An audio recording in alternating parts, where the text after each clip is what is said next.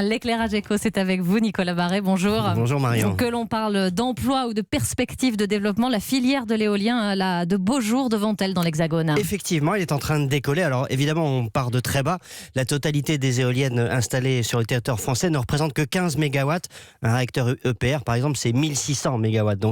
Mais cette filière industrielle commence à se développer. Elle représente déjà 18 000 emplois. On vise les 40 000 emplois à l'horizon 2030, dont beaucoup d'emplois très qualifiés d'ingénieurs. Et puis un réacteur EPR, on n'est pas encore capable de le mettre en marche. Un développement qui passe en particulier par l'éolien en mer. Oui, au large des côtes, elle se voit moins et surtout, on peut installer des machines géantes. Et aujourd'hui, pour des raisons administratives, il n'y a aucune éolienne offshore en France alors qu'on a 3500 km de côte. Mais ça n'empêche pas cette industrie de se développer. Les usines General Electric de Saint-Nazaire et de Cherbourg qui fabriquent des éoliennes géantes avec, imaginez, des pales qui sont plus longues qu'un terrain de football.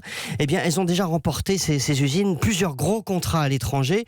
EDF, de son côté, devrait mettre en service les premières éoliennes en mer en 2022. Donc vous le voyez, petit à petit, c'est toute une filière industrielle qui voit le jour sur le sol français avec beaucoup d'emplois à la clé. De quoi vaincre peut-être les réticences du grand public. L'éclairage éco de Nicolas Barret, directeur de la rédaction des Échos, tous les matins dans ce journal de 7h.